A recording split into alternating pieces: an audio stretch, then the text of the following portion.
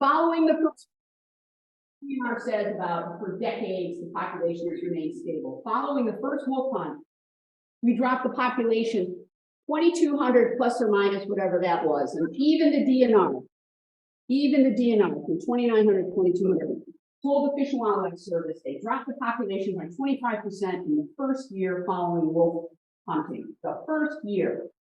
And that's because they killed all the wolves they could for livestock predation. Anybody who thought they were threatened, their livestock was threatened, and they made the quotas for the hunt. So we had 2 more hunts. Luckily, they dropped the quotas a little bit. We've never gotten back to this. We're not back there. So when they say we have a stable population, the problem is the method of measuring wolves is not sensitive enough to find problems. One way you can is look at pack sizes. Average pack size in 1997 was almost 5.5 wolves per pack. 2003, dropped a little in 08.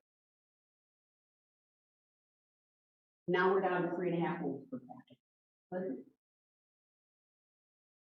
So you see, it's the pack sizes that really talk about the health of a wolf.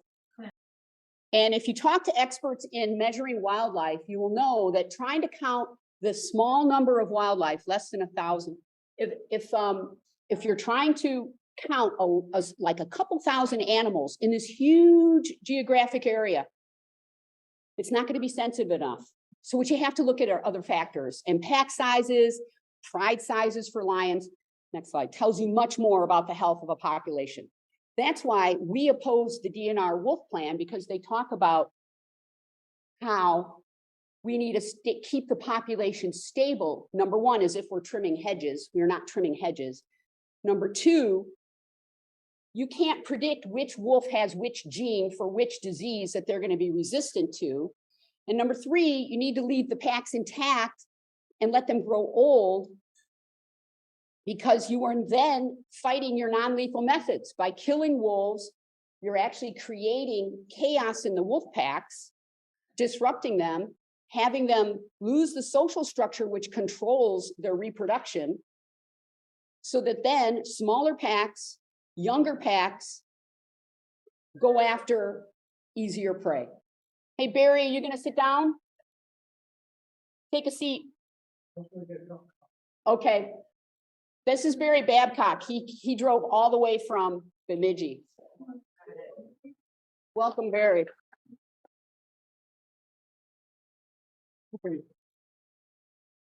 So basically, the wolf is now back on the endangered species list. The wolf basically came off the list from what, 2011, end of 2011 through to 2015.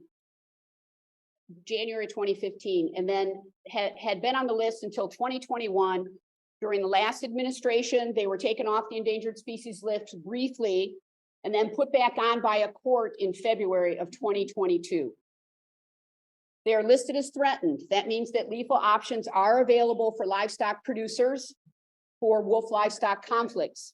On average, about 200 wolves were killed per year, but in 2020, 221 wolves were killed for 83 cows and calves. Now they have endangered species protections again as threatened. I will tell you, back to those numbers, we had estimated a couple hundred wolves in the northern part of Minnesota. Suddenly, when they developed this, what's called a statistical extrapolation method of counting wolves, you can all learn about that if you go to our website, look at videos, look at miscounting Minnesota wolves. I can tell you years of work went into making that video to explain to you in as best the way that we could how wolves are counted. But anyway, this method of counting suddenly created 1,235 wolves so that they could move from endangered to threatened. So when you hear these lawmakers say, we have twice as many wolves as we're supposed to, in particular, one US senator has said that repeatedly, she's talking about the number needed to get from endangered to threatened, which was about 12 to 1,400. It says nothing about what it will take to get wolves from being threatened to thriving or healthy. And in Minnesota, we don't have an upper limit of wolves. Right now in the United States, wolves occupy less than 5% of their range, really. People constantly say 10 or 15%. It's like, you know what? They're taking a tiny portion of a portion in Oregon, Washington State, and California. Are you calling that? How could you even come up with 10%? But anyway, we basically support removing wolf hunting and trapping from law because we know that wolves are constantly on the brink of being killed, and they're already being killed illegally. There's this small minority of people that want to kill wolves. Some because they have a vendetta on wolves, and the vendetta isn't about the wolf. It's about, I have the right to kill what I want. It's about, I'm protecting what I own. And the wolf Romeo in Southeast Alaska, a lot of people may have heard about this wolf named Romeo, who would actually play with, people would let them play with their domestic dogs. Romeo was killed by a guy who went to a bar and bragged, I killed that wolf because I wanted to hurt those people that liked Romeo. So there's a hurtful aspect to wolf killing that doesn't really come about with hunting pheasants. Now, this is very interesting. The Star Tribune article here is very important. You guys have it in your packet. I want you to leave it with your lawmaker because it's where the press is saying something that we've been saying all along, that when one wolf is killed, when a single wolf is killed, it can decimate the entire pack. So the new DNR plan, we didn't make a real public statement. Politically, we just decided we were going to leave it and go after the law. But basically, the Minnesota DNR wolf plan has a lot of things that sound good, and some of it is, like they remove Zone A and Zone B. It used to be that Zone B, anywhere but the most northern part of the state was Zone B, and you could have a wolf killed just if you thought your property was threatened.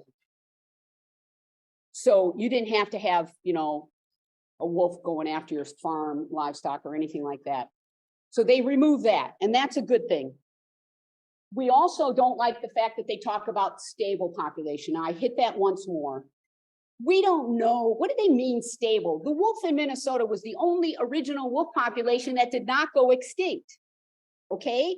So the entire country is dependent on this gray wolf, right? Now, yes, some are off in Minnesota and Michigan and Wisconsin, and that's great.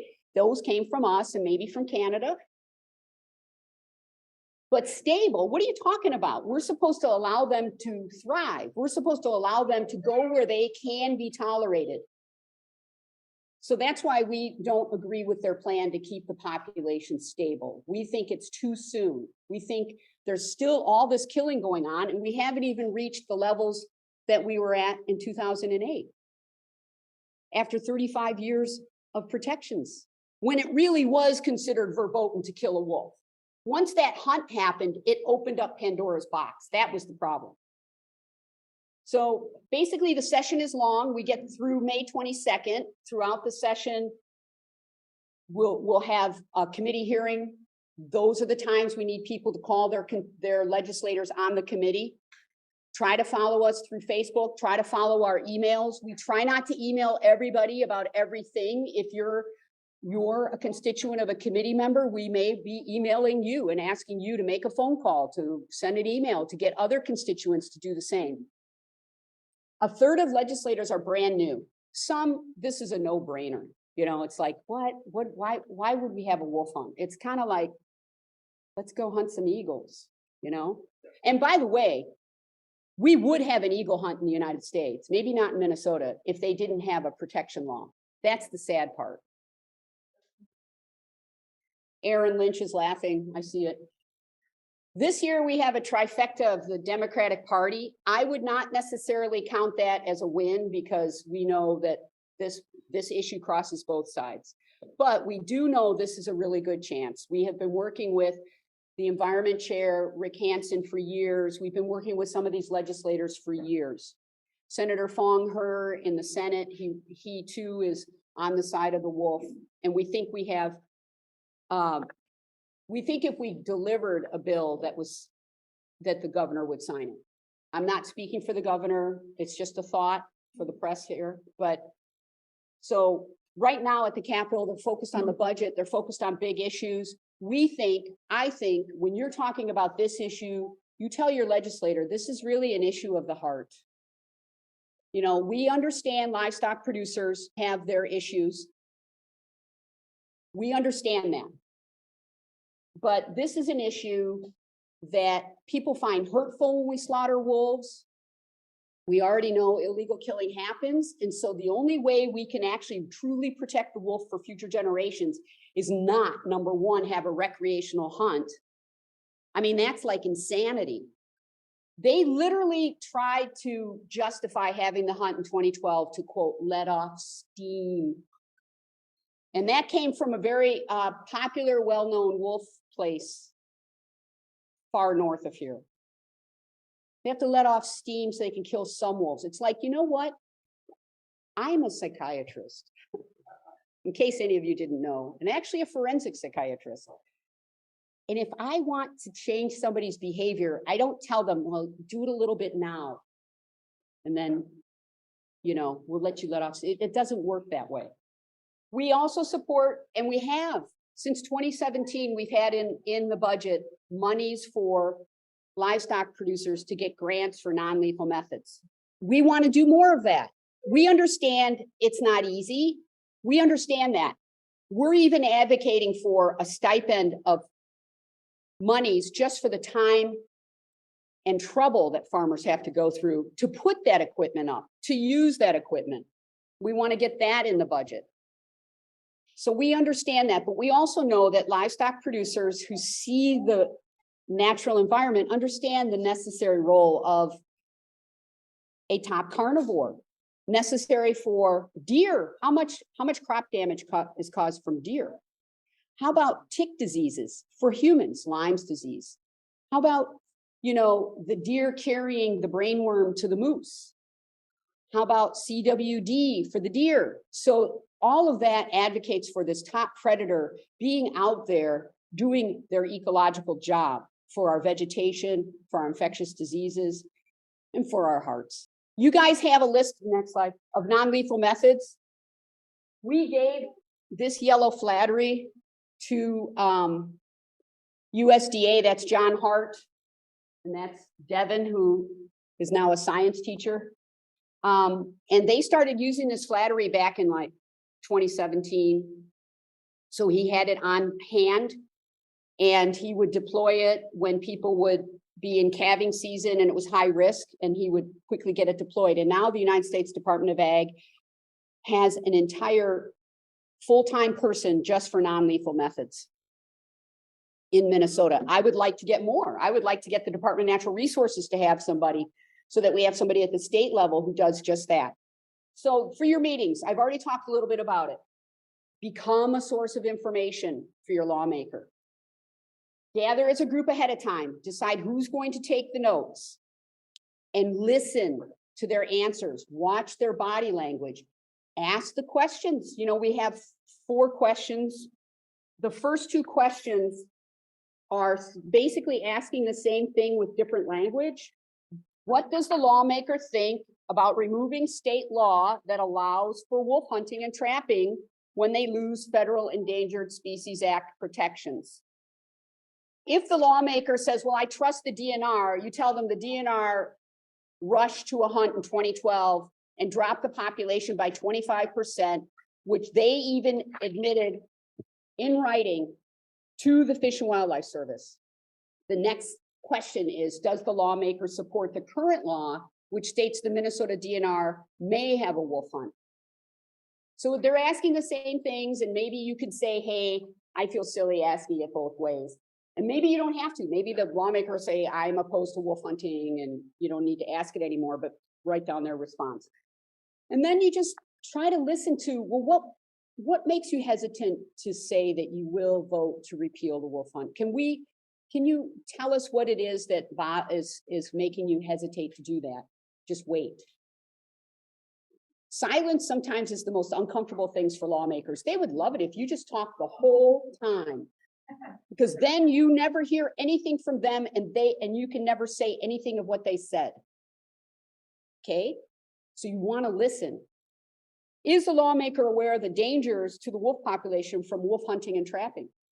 It'd be interesting to see what they say. Maybe they read that Star Tribune article about killing one wolf decimates the whole pack.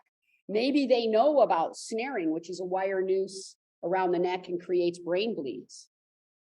I hate to tell people that, but it's true and it's horrible. And the trappers used to joke about it and call them jellyheads. And I'm sorry to tell you that. I hate to tell you that. I hate to put that image in your head, but maybe you could put it in the image of a lawmaker, because we have not gotten rid of snares. And snares kill dogs and all kinds of animals, and howling for wolves opposes snares. Are they aware? Yeah, the next question, of the cruel methods. But basically the dangers to the wolf population of wolf hunting is that killing a single wolf wipes out a whole pack. You're creating complete chaos in their culture. You know, wolves need to be allowed to grow old and teach other wolves how to live. And then ask them if they support funding for wolf livestock conflicts. So is Michael Fox here? All right, well, now we have time. Michael Fox is not here. We're a little bit worried yet. So if you have any questions, you could ask them now. Look at the bird populations lately.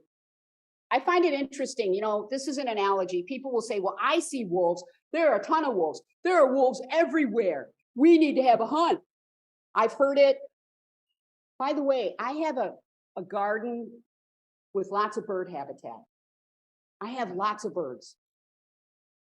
I don't think because I have good habitat and I see birds that the birds of North America are doing great. I know that the birds of North America have dropped by 50% in the last 50 years. Okay, so I have a lot of birds. And that's kind of what happens with wolves. In the places where there's good habitat, they might be crowding it. But the good thing about wolves is we need to let them settle the scores with each other. Who gets to own the territory? Who runs it? The wolves can handle that. And the most healthy wolves will probably survive that. But not when a human comes with a rifle or a trap. Now we may have taken out that healthiest wolf. So that's kind of the difference there. We don't, hunting is not legal now. We are not having wolf hunts now. We're trying to get it removed from law so that it doesn't come up as an immediate thing to do when they lose endangered species status. That's what's happening. They're threatened, which is, in my opinion, as soon as they popped up to 1,200 wolves in 1978, 4 years after they were placed on the list as the only population in the entire US that didn't, lower 48, that didn't go extinct, we were still killing them for livestock conflicts. Okay, that's always allowed. And that's more than enough. Right. And then we have all the illegal stuff. And cars and humans, you know, cars, wolves don't, you know, everybody thinks, oh, the wolf stared at me. I've heard people say, oh, the wolf gave me a look. You know what? We don't even know how well they can see. Because wolves grow up in a den when they're really small. Compared to a dog pup, a wolf is in a dark den a lot longer. They don't open their eyes at the same time a dog pup opens their eyes. They are getting their hearing and their scent developed in their brain. More of their brain, more than likely, is devoted to that than sight. So it's questionable how well they can even see. So it's neurodevelopmentally, the wolf is very different than a dog, and I'm not sure how I got off on that. So next question. We don't know. You see, legislation, again, is like making sausage. And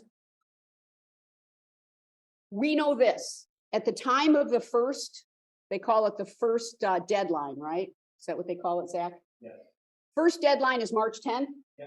By March 10th, our bill has to be heard in a committee, or the only option we have is to make it an amendment onto another bill at the time the other bill is voted on, something like that. So we would like to make committee deadline in one house, the House or the Senate, by March 10th. But again, sometimes amendment strategies are what people use, but you got to wait. It's got to be germane to the bill that it's attached to. It's a higher risk that people will say we didn't have a hearing. So expect to get notice that we might have a committee hearing. And it would be great to show up at the committee hearing with these t-shirts on. In the back? Okay, so yes. I forgot to mention, so on the back of your agenda are the two, is the list.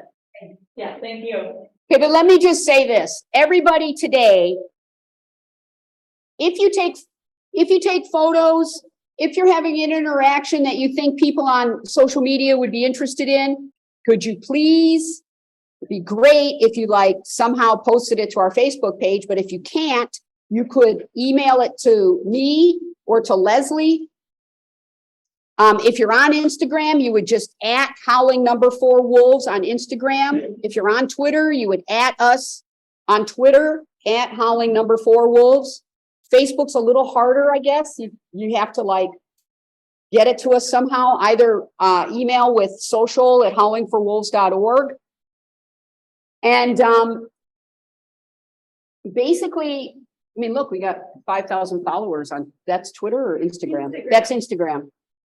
Twitter, I think we're at 13,000, 12,000. To follow what's going on, we try to send out emails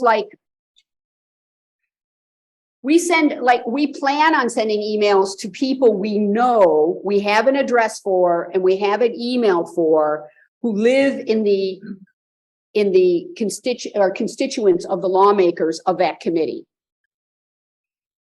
That's tough because we don't necessarily have everybody's address to match everybody's email that live in that legislative district. So I'm a little bit hesitant to blast out to the whole group, hey, there's a committee hearing.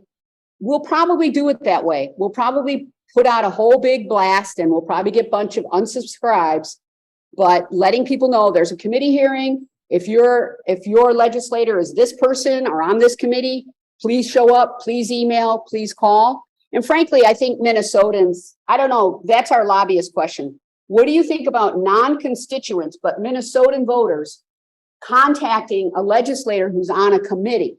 Zach Eichten of the Humane Society of the United States, come on up here. Humane Society is having their Humane Day. This is their political director, Zach.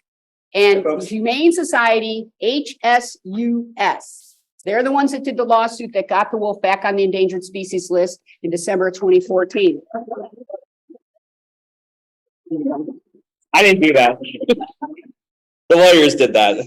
But yeah, no, hey folks, it's great to see everybody. I like Maureen said, I'm Zach Eichten. I'm with HSUS. I'm a Minnesota State Director. We're big supporters of all the work that Howling for Wolves does.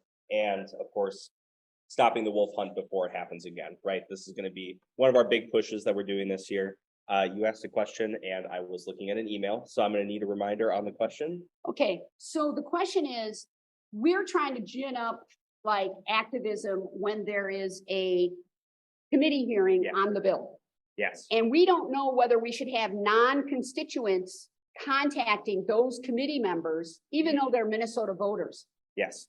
So I would say that the best thing that you can do in this situation is if you are able to show up in person and voice your support, be it in the audience, wear those wolf shirts and be in the audience so that they can all see you. That's the absolute best thing that you can do is be there. If you can't make it there, the chair of the committee, I know they get a lot of emails, so they might not get back to you. But they do see those emails and they do read them and understand the support. Even non-constituents. Okay. You're going to get a response if you're a constituent. You'll probably be typing into the void if you aren't one, to be honest, but they see it, they read it, they make a note of it, and it is helpful for generating some buzz. And then they can say, I've heard from people across the state when we're looking at this bill. So it is actually helpful. It does help. It does help. And no, you can message the other members of the committees, but the chair really is the one that needs to hear it the most usually. So I would the whole committee needs to hear it. Yes. But if I had a representative or state senator on a committee, I would definitely be emailing them probably, and maybe CCing the chair. That's personally what I would do. Because especially, yeah, and if you're not a constituent, I don't know what to tell you. I think the chair is a good idea.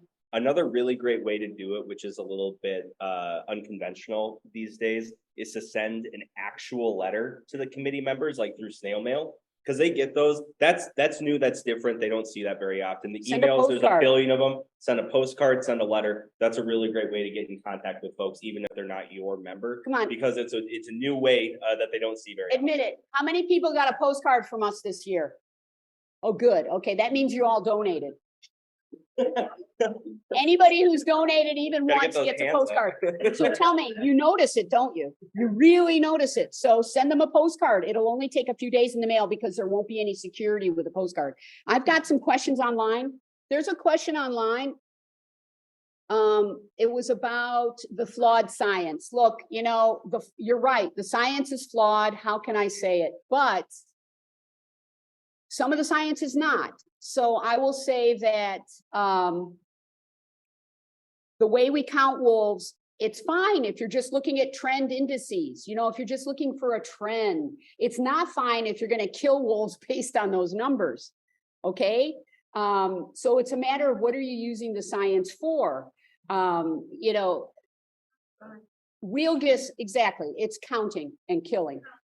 But Wielgus, W-I-E-L-G-U-S, from Washington State University, he's no longer there, pretty sure, yeah, he lost his job basically over publishing that when you kill a wolf 1 year, you have slightly more cattle or calf deaths the following season. When you kill sheep 1 year, or wolves for sheep 1 year, you will have more sheep killed the next year, unless you wipe out 25% of the population. Then they can't really reproduce. They can't have packs. You're decimating the population. And when he published that, the sponsors of the medical school, some drug company, I believe, I'm not sure, at Washington State, basically contacted the dean, the university president.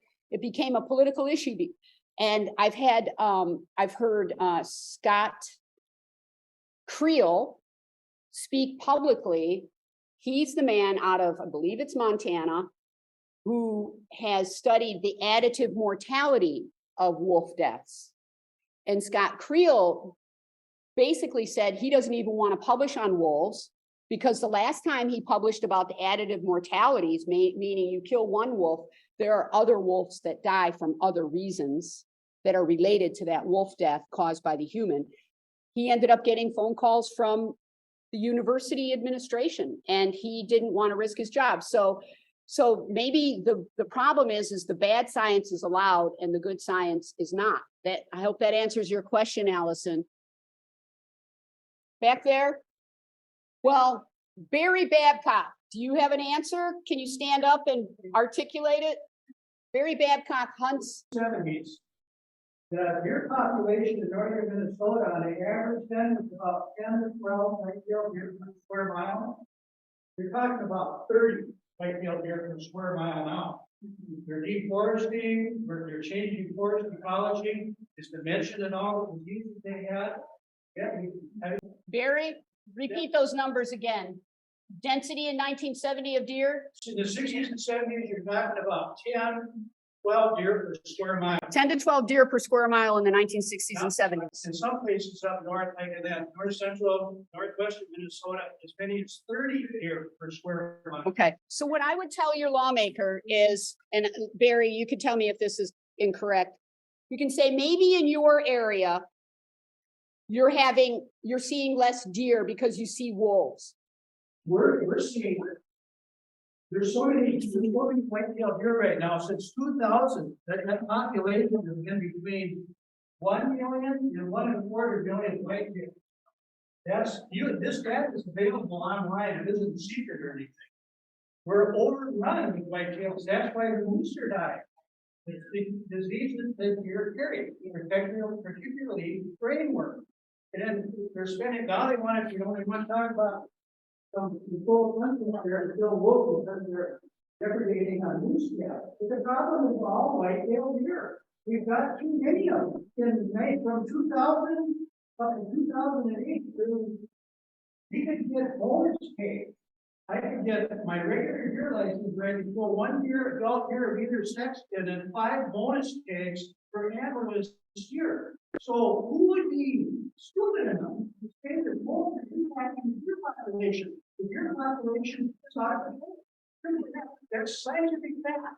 You can check the figures, the numbers yourself. Okay, so, but what I would tell him too is, in the steppes of Mongolia, when they wiped out the wolf, the Mongolian horse became less fierce, less strong, less agile. You actually need the wolf to have a healthy prey population.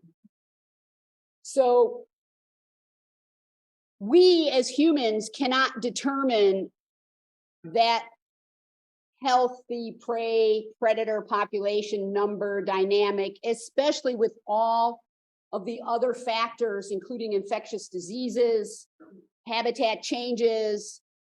We can't determine that, to answer Aaron Lynch's question. We have to manage conflicts and see what the conflicts are like. I can tell you this, the conflicts are lower now and for the last several years than they were after the first hunt. After the first hunt, and actually people were kind of ramping for the hunt the year before. So they were worried they weren't going to get reimbursed. And so there was a lot of, I've got wolf problems in 2011, 2012. But before that, the conflicts when we weren't having hunts were lower. So that's what we need to do, and keep the non-lethal methods in place and see what works so that we're not retraining different wolves every year. Because the average lifespan of a wolf now is pretty small, just, I don't even know, in the wild, they think an old wolf is like 5 or 6 years old. Right.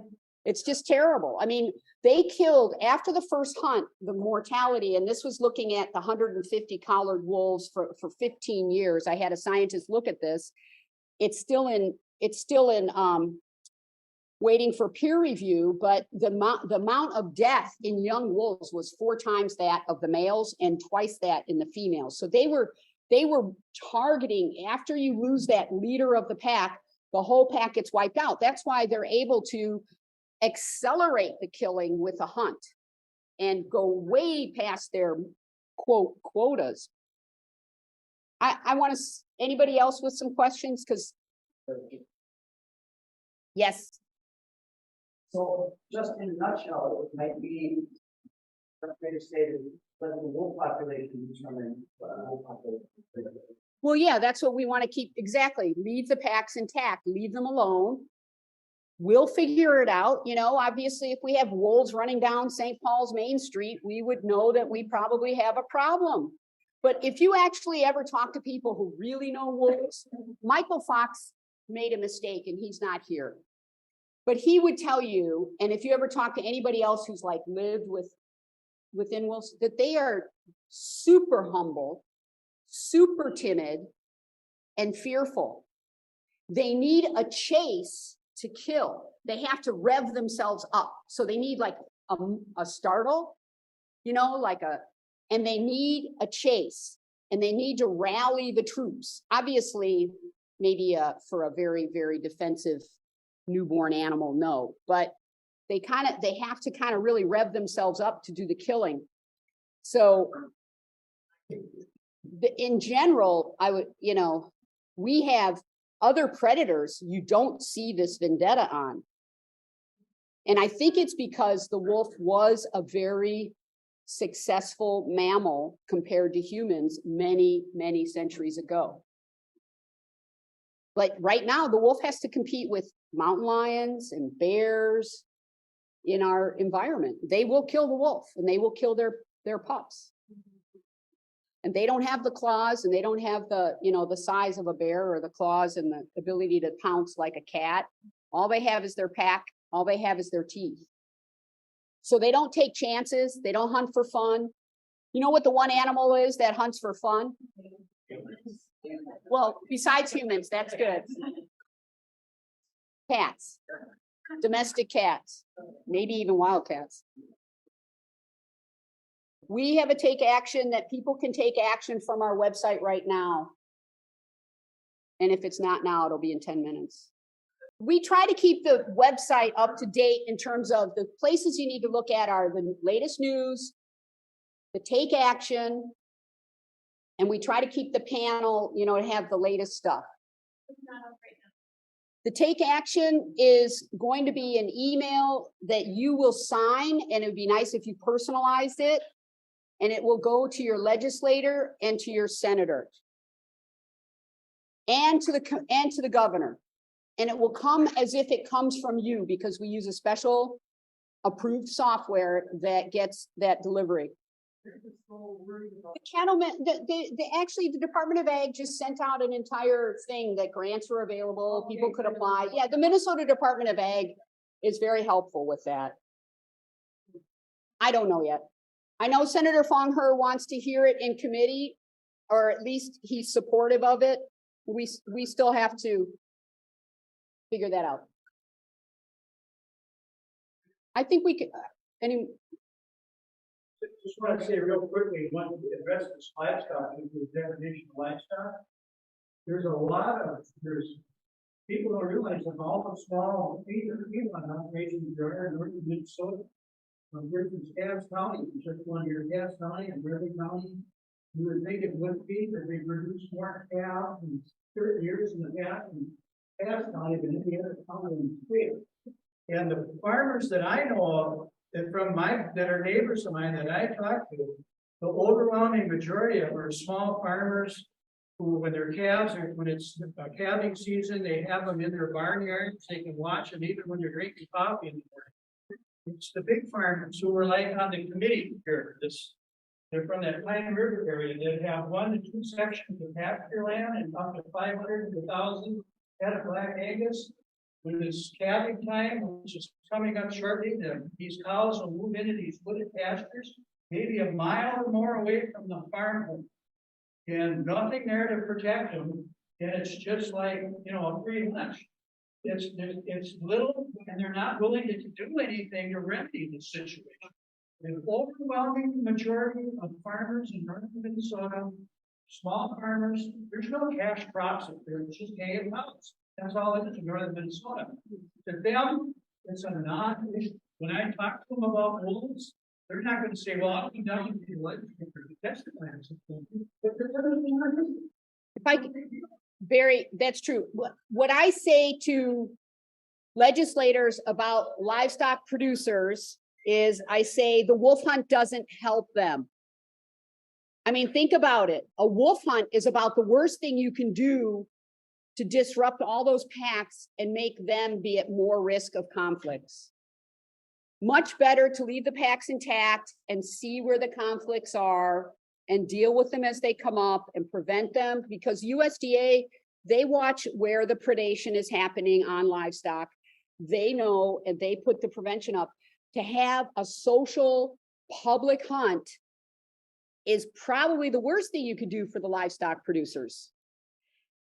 Basically, I mean, there are ranchers out west who won't let hunts happen on their property for that reason. But in Minnesota, most of our land is public. Okay, well, I can make it even easier. Everything at the Capitol is online. All the committee hearings are online. I agree with you. Going and watching the committee hearings, attending them is great, but if you can't, watch them and see the dynamics between the members. See who's carrying the power in that committee. Watch how they talk to one another. See who might owe somebody a political favor. I mean, there's more to politics than facts. And finally, I just want to say this one more time. I've said it before. The wolf issue doesn't cost anything. Repealing the hunt is not a cost thing. Repealing the hunt is highly popular. People who don't even know what's happening are what? Are you going to have a wolf hunt? And it's a heart issue. It's hurtful when people go and slaughter a bunch of wolves for recreation. So it's an issue of the heart. And if you can convince even those who feel like, well, what's, like the senator from northern Minnesota or southern Minnesota who are in ag districts, I tell them, vast majority of the public doesn't want to hunt, doesn't help farmers or livestock producers, and it's an issue of the heart. Most of the people see it as very hurtful when you kill wolves because they know there's no real reason